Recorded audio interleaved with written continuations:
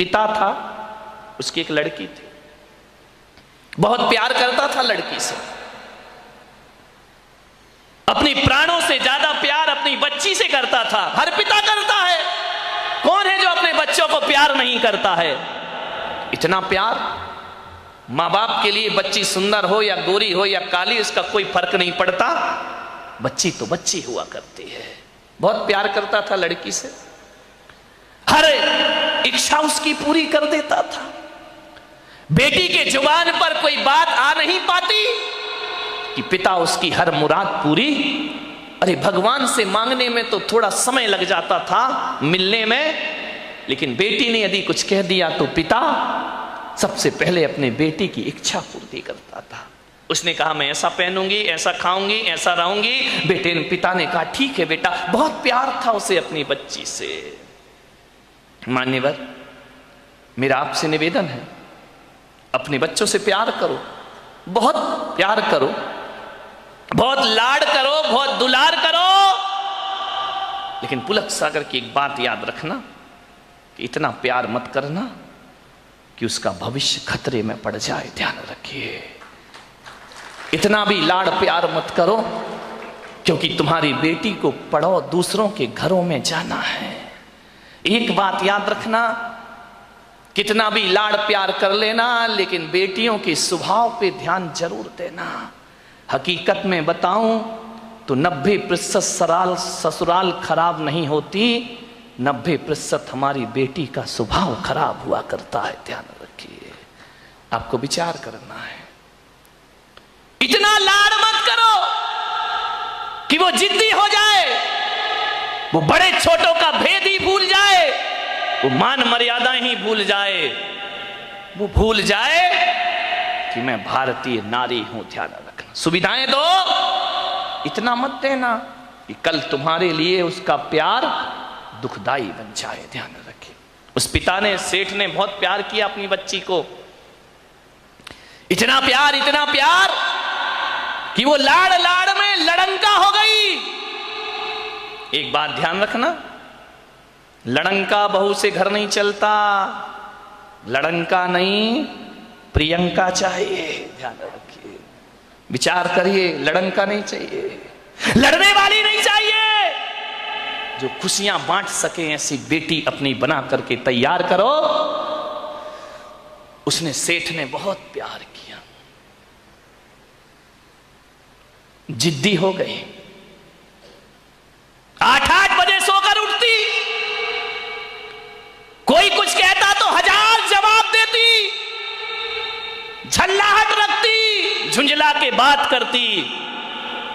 एक बात याद रखना बेटियों, ये तुम्हारा झुंझलाना, ये तुम्हारा गुस्सा होना, ये तुम्हारा खींचना माँ बाप तो बर्दाश्त कर लेंगे, लेकिन ससुराल बर्दाश्त करने वाली नहीं है। ध्यान रखना, माँ बाप तो जवाब सुन लेंगे, लेकिन जब विवाह करके ससुराल जाओगी तो तुम्हारी कमियों को पीहर में तो बर्दाश्त किया जा सकता है, लेकिन तुम्हारे गलत स्वभाव को ससुराल में बर्दाश्त नहीं किया जा सकता है। ध्यान रखिए, बहुत संभल के जीना है अपनी जिंदगी को। अहंकारी हो गई लड़की, घमंडी हो गई लड़की, मां समझाती कि देखो तुम्हें करते क्या हो, कितनी अकड़ में जीने लगी है, कितना ईगो हो गया इसको, फटफट जवाब देती है। पिता ने कहा बच्ची है, ठीक हो जाएगी। ना बाबा, बच्ची समझ के मत छोड़िए, आपका ये प्यार, आपकी ये ढील उस बच्ची का जीवन भर। मैं विचार करता हूं, आपसे बात करता हूं, एक निवेदन करता हूं बड़ी विनम्रता के साथ कि आज बच्ची की हर डिमांड पूरी करके आप थोड़ी देर को तो खुश हो जाओगे, लेकिन ये आदत यदि बच्ची को लग गई तो जिंदगी भर तुम्हें आंसू बहाना पड़ेंगे। ध्यान रखिए, लड़की को पालना किसी संत की साधना से कम तपस्या नहीं हुआ करती है। मान्यवर, बड़ी हो गई, पिता ने कहा कि अब ये बड़ी हो गई है, और जब बड़ी हो जाए तो माँ बाप को एक ही चिंता रहती है कि मेरी बच्ची का घर बस जाए, मेरी बेटी के हाथ पीले हो जाएं, तो हम इस जिम्मेदारी से मुक्त हो जाएं। शादी कर दी पिता ने एक अच्छे घर में, शादी हो गई, विवाह हो गया, ससुराल। 8 दिन भी नहीं हुए, फोन आ गया पिता के पास। पिताजी, हाँ बेटा बोल, कैसी है? अरे कैसी हूं, मर रही हूं मैं यहाँ पे। मर रही है? ऐसा 8 दिन में तेरा ये हाल हो गया? बोले मैं इस घर में 1 मिनट नहीं रह सकती हूँ, इसी वक्त मुझे आइए लेकर के चलिए, मैं इस नरक में नहीं जी सकती हूँ। पिता ने कहा यार 8 दिन में ऐसा क्या हो गया? अरे बोले सब बेकार है, यदि मुझे जिंदा देखना चाहते हो इसी वक्त आ जाओ, जैसे हो वैसे आके मुझे ले जाइए। बाप ने कहा यार मैंने तो इतना अच्छा घर देखा था, इतना दहेज दिया था, सब कुछ दिया था, उसके बाद इतनी अच्छी शादी की, पूरे नगर में ऐसी शादी कोई नहीं कर सकता है, 8 दिन में ये क्या हो? बेटी ने कहा मैं फोन रख रही हूं, जल्दी आओ वापिस, मुझे ले चलो यहां से, नहीं तो बेटी का मुंह नहीं देख पाओगे। लाचार पिता। ध्यान रखना, लड़की का बाप बनना कोई बच्चों का खेल नहीं हुआ करता मेरे भाई। लाचार था वो पिता। क्या करता? एक तरफ तो बच्ची का प्रेम है, 8 दिन हुए चला गया ससुराल में लड़की की। जैसे ही गया किसी ने जय जिनेन्द्र भी नहीं किया, किसी ने राम राम भी नहीं की, किसी ने इतना भी नहीं कहा कि समधी जी आइए पधारिए। लड़की के ससुर अपनी जगह चले गए, दामाद बाजू से निकल गया, देवर ने कुछ नहीं बोला।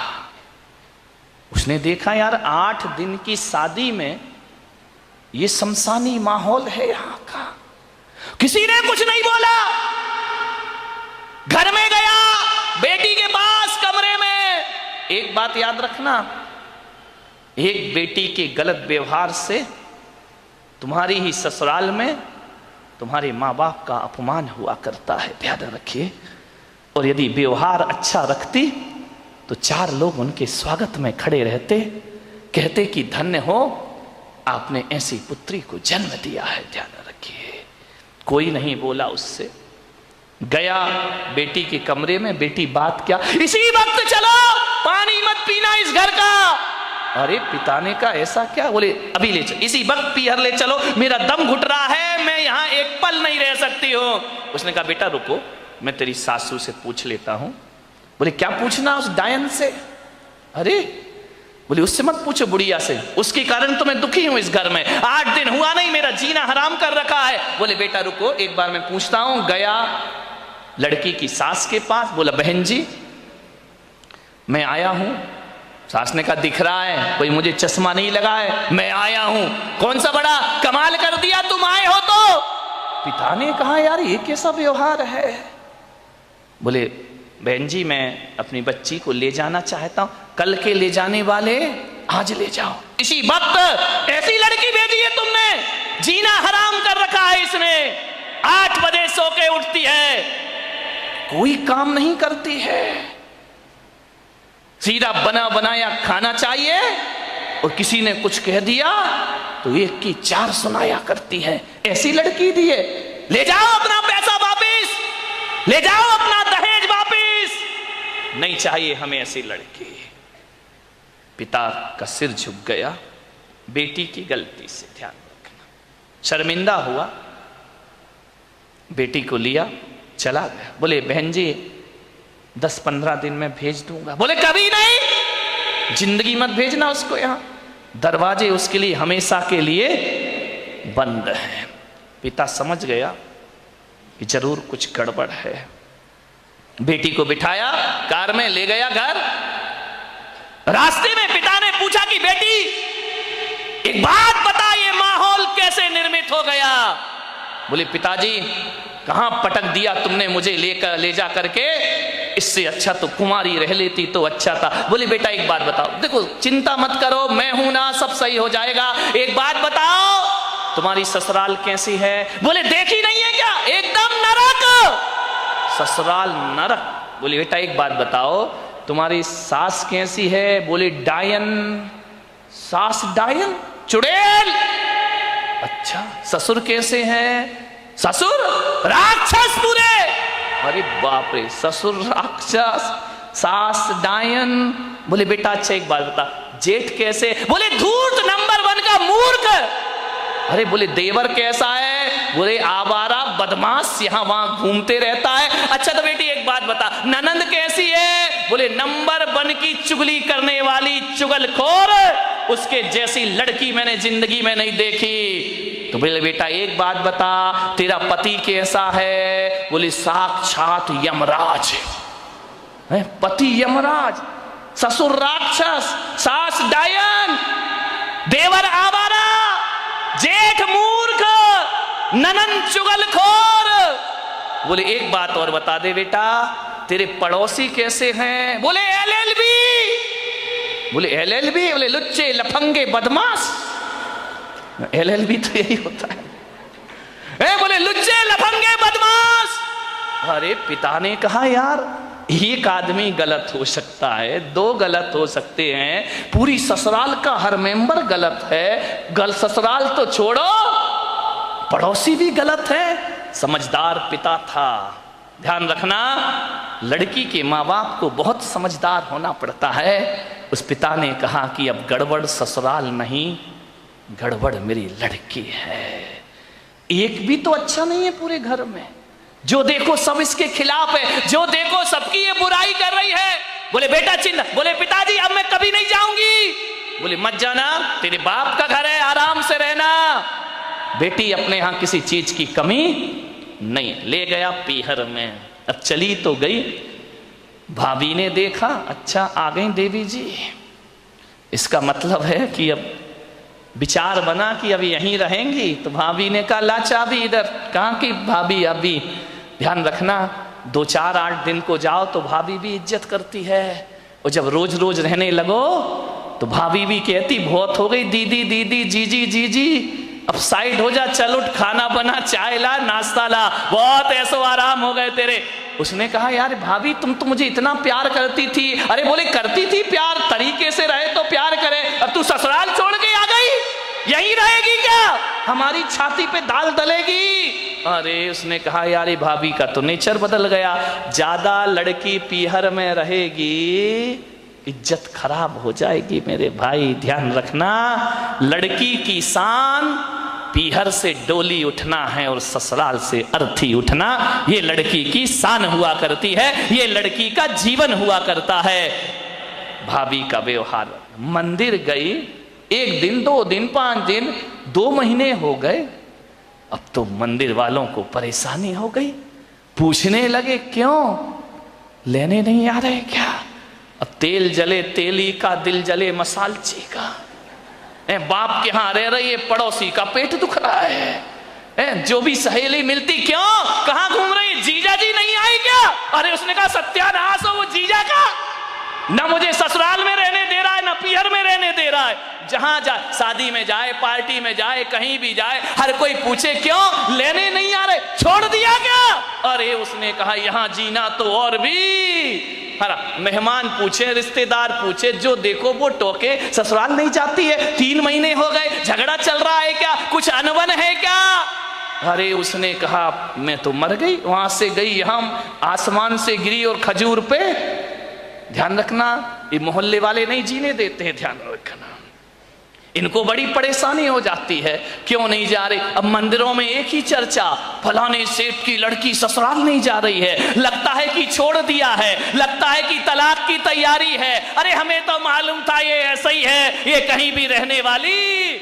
अरे उसने कहा ये तो मेरा जीना हराम हो गया, 3 महीने में पूरे मोहल्ले ने उपद्रव मचा दिया। बोले सेठ जी ये लड़की जाती नहीं है क्या? अब सेठ क्या बोले? सेठ एक दिन उदास बैठी थी झरोखे पर, सेठ ने कहा बेटी बड़ी दुखी दिख रही। बोली करूं क्या पिताजी, मैं ससुराल बिल्कुल नरक है, और यहां शादी के बाद क्या आ गई कि मेरी इज्जत ही मिट्टी में मिल गई। जो देखो मुझे शक की निगाह से देखता है, जिससे बात करो, जैसे ही बात करो पहला प्रश्न होता है जीजा जी कहां है? अब वो जीजा ने तो मेरा जीना हराम कर दिया है, इससे अच्छी तो पिताजी मेरी शादी ही नहीं होना थी। ध्यान रखना, यदि मोहल्ला टोंकता है, समाज टोंकती है, ये बुरी बात नहीं है, ऐसे ही टोंका करो, किसी का उजड़ा हुआ घर फिर से बस जाएगा। ध्यान रखिए, मानेगा। आदमी तो गाली ही गाली बोलता है, हर चीज पे गाली ही बकता है, बिना गाली के बातों की शुरुआत नहीं। कई का तो गाली तकिया कलाम बन जाता है, हर बात पे 4 गाली बका करता है। मैंने कहा यार जितनी भी गाली इस देश में है वो महिलाओं के नाम से सारी गाली है, माँ के नाम से, बहन के नाम से, बाप और भाई के नाम से कोई गाली इस देश में नहीं है। मैंने कहा इतनी सारी गालियां महिलाओं के नाम से क्यों है इस देश में? विचार किया कि महिलाओं को गाली आती है लेकिन ये गाली बका नहीं करती हैं, लेकिन आदमी 24 घंटे गालियां दिया कर। ध्यान रखिए मान्यवर, किन बातों पे झगड़ा होता है हमारे घर में? छोटी सी मानसिकता, बस संकीर्ण प्रवृत्ति हमारे यहां झगड़े को जन्म देती। हकीकत बताऊं, जीवन में 90% झगड़े फिजूल के हैं। देखना, कोई सिर पैर नहीं उन बातों का, कोई दम नहीं, कोई सेंस नहीं उन बातों में। जिन बातों में आदमी झगड़ पड़ता है, लड़ लेता है, मारपीट शुरू हो जाती है, दुश्मनी का चंद ठिकरों के लिए आदमी लड़ता है। मान्यवर, आप यदि क्रोध करने के बाद यदि शांत हो जाएं और एकांत में बैठकर सोचें यार मैंने जो झगड़ा किया है ये लड़ने जैसी बात थी या नहीं थी, तो 90% बातें ऐसी हैं जिनका कोई वजूद नहीं हुआ करता है, उसमें आदमी झगड़ा कर लिया करता है। थोड़ी सी गलतफहमी आ गई, आदमी झगड़ा कर लेता है, थोड़ी सी शंका आ गई, आदमी झगड़ा कर लिया करता है। फिजूल की बातों में झगड़ा है। मेरा एक जगह चातुर्मास हो रहा था और चातुर्मास में संत निवास के बाजू में एक बहुत बड़ा मकान था। सुबह सुबह हम लोग पाठ कर रहे, भगवान का भजन कर रहे हैं, झगड़े की आवाज आने लगी। अरे मैंने कहा भाई ये झगड़ा कौन कर रहा सुबह सुबह? मेरे साथ लड़के थे, मैंने कहा जरा देखो किसी ने टीवी चालू कर दिया है क्या? बोले महाराज झांक करके देखा तो बोले टीवी नहीं है, तो लाइव चल रहा है। मैंने कहा मतलब क्या है? बोले डायरेक्ट झगड़ा हो रहा है। मैं गया, मैंने खिड़की से झांका, 2 पति पत्नी आपस में लड़ रहे, इतना लड़ रहे हैं कि लड़ते लड़ते कमरे से बाहर निकल आए, आंगन में आ गए। एक के हाथ में बेलन है, एक के हाथ में कौन बोला चिमटा है। चले ऐसे तुम लोग तैयार रहते हो बोलने के लिए। दोनों लड़ते झगड़ते बाहर आ गए, झगड़ा हो रहा। मैंने कहा इधर आओ। अरे बोले महाराज, मुझे देखा, झगड़े में थोड़ा सा ब्रेक लग गया। अरे बोले महाराज देख रहे हैं। मैंने कहा इधर आओ, ये सुबह सुबह भगवान के भजन करने का टाइम है, प्रभु के स्मरण करने का टाइम है, वो तुम सुबह सुबह पति पत्नी आपस में झगड़ा कर रहे, कोई तरीका है जिंदगी जीने का? अरे बोले महाराज हो गया, झगड़ा हो गया। मैंने कहा किस बात का झगड़ा है मुझे बताओ, मैं फैसला करूं। बोले महाराज फैसले वाले का कोई बात ही नहीं है। तो मैंने कहा लड़काए को रहे हो? बोले महाराज जब पूछ रहे हो तो हम बताते हैं, झगड़ा हमारा 12 बजे रात से चल रहा है। अरे मैंने कहा कमाल कर दिया, पति पत्नी दोनों हैं, 12 बजे रात से झगड़ा चल रहा है। मैंने कहा किस बात का झगड़ा चल रहा है? बोले कुछ नहीं महाराज, आज नींद नहीं आ रही थी हम दोनों को। तो बोले क्या करे? बोले टीवी भी नहीं चल रही, लाइट भी नहीं थी। तो मैंने कहा क्या किया तुमने? बोले बस लेटा लेटा मेरे मुंह से इतना निकल गया कि मैं अपने बेटे को डॉक्टर बनाऊंगा। पत्नी ने सुना, खबरदार तुम्हारा बेटा डॉक्टर नहीं बनेगा, तुम्हारा बेटा इंजीनियर बनेगा। तो मैंने कहा यार तू इतना क्यों बोलती, जब मैंने कह दिया मेरा बेटा डॉक्टर बनेगा। पत्नी ने कहा कोई तुम्हारा अकेला हक नहीं है, मेरा भी हक है, मेरा बेटा अब फिजूल की बात है, इस पे झगड़ा बढ़ गया। बोले देखता हूं कैसे डॉक्टर बनाएगा। बोले मैं भी देखती हूं कैसे इंजीनियर बनाएगा। झगड़ा बढ़ते जा रहा। बोले बढ़ते बढ़ते हाथापाई पर आ गए हम लोग कि डॉक्टर ही बनेगा, इंजीनियर ही बनेगा। इतना झगड़ा, बोले सवेरे के 4 बज गए लड़ते लड़ते। बोले देख तू ज्यादा बातें मत किया कर मेरे से, जब मैंने बोल दिया कि मेरा बेटा डॉक्टर बनेगा तो बनेगा। पत्नी ने कहा मैंने बोल दिया मेरा बेटा इंजीनियर बनेगा तो बनेगा।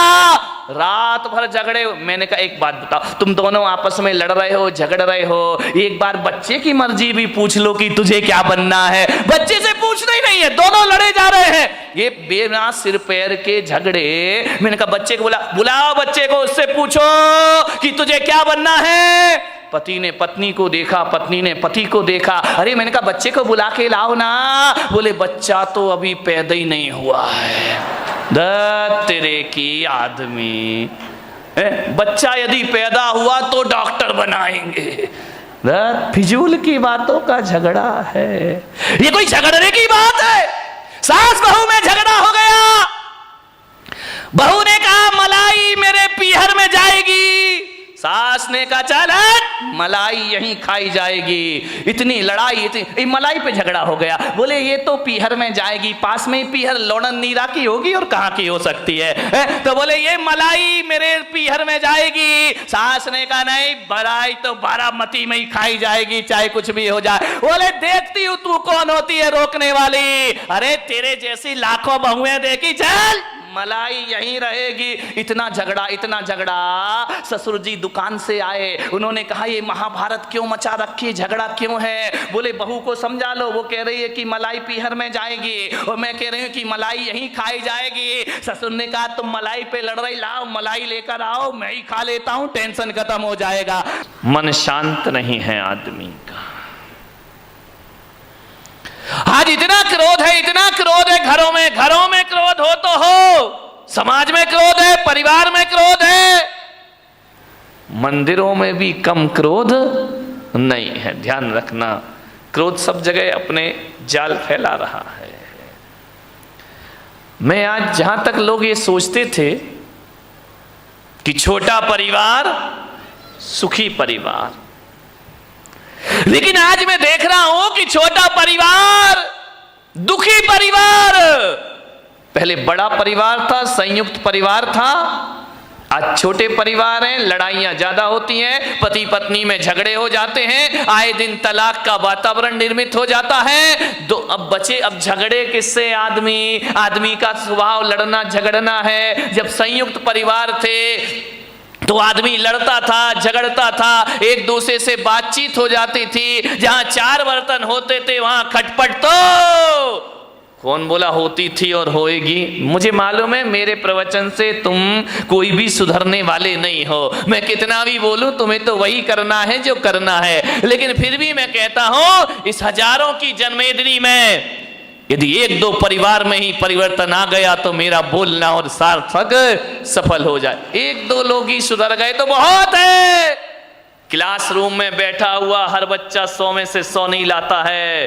2-4 बच्चे होते हैं जिन्हें 100 में से 100 अंक प्राप्त हुआ करते हैं, और जिन्हें प्राप्त हो जाते हैं शिक्षक का बोलना और पढ़ाना और सिखाना सार्थक हो जाए। कोई भी किताब आप उठा करके पढ़ लीजिए, कोई भी अखबार आप उठा करके पढ़ लीजिए, पूरी किताब पढ़ने जैसी किसी भी लेखक की नहीं हुआ करती है। लेकिन एक बात ध्यान है, यदि 100 रुपए 200 रुपए की किताब में यदि 2 पेज ही अच्छे पढ़ लिए गए, 2 पृष्ठ ही बहुत अच्छे हुए, तो वह 2 पेज पूरी किताब की कीमत चुका दिया करते हैं। इतना ध्यान रखिए। बस 2 पेज अच्छी बातें पूरे प्रवचन में, घंटे भर में 1-2 बातें अच्छी हुआ करती हैं, बाकी तो बातों की बारात हुआ करती है। ध्यान, 1-2 बात ही जीवन को बदल दे तो मेरा बोलना और तुम्हारा सुनना सफल हो जाता है।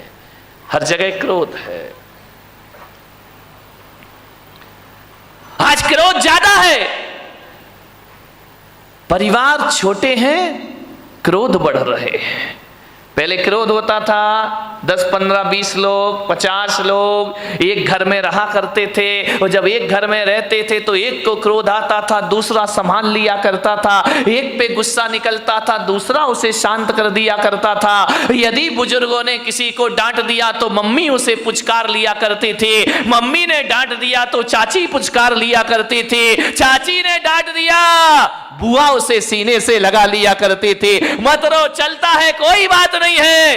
क्रोध बट जाता था।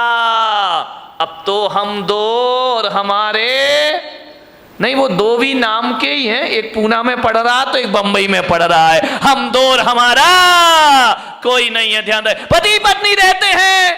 अब गुस्सा कहां निकले मेरे भाई? कौन गुस्सा निकल आया तो संभालेगा कौन? कौन प्यार से हाथ फेरेगा? कौन गले से लगाएगा? अब पति झगड़ता है तो पत्नी का पारा चढ़ जाता है, पत्नी झगड़ती है तो पति का पारा चढ़ जाता है, और कभी कभी जब दोनों के पारे चढ़ जाते हैं तो तलाक की नौबत आ जाती। छोटे परिवारों में क्रोध ज्यादा हो रहा है, ध्यान रखिए। बड़े परिवारों में क्रोध, एक आदमी को यदि गुस्सा आया दादाजी को गुस्सा आया, पापा जी को गुस्सा आया तो ये होता था, थोड़ा गुस्सा इस पे निकल जाता था, थोड़ा गुस्सा उस पे निकल जाता था, 50-50 ग्राम क्रोध बट जाया करता था। अब जो क्रोध आता है वो तो पूरे थोक के भाव में क्रोध आता है, पूरा क्रोध एक पर ही बरस जाता है। ध्यान रहे, बड़ी दिक्कतें हो गई हैं। एक आदमी बड़ा दुखी हो गया, शादी कर ली, पति पत्नी है, भगवान के पास पहुंचा, जाकर भगवान को प्रणाम किया, भोलेनाथ से बोला कि महादेव कोई मन्नत दे दो। महादेव ने कहा मांग, क्या मन्नत मांगता है? बोले बाबा इतना परेशान हो गया हूं, इतना परेशान हो गया हूं, अब एक ही मन्नत मांगता हूं, मुझे शादीशुदा से कुंवारा कर दो वापिस। भोलेनाथ ने देखा, शादीशुदा से फिर से कुंवारा कर दूं वापिस।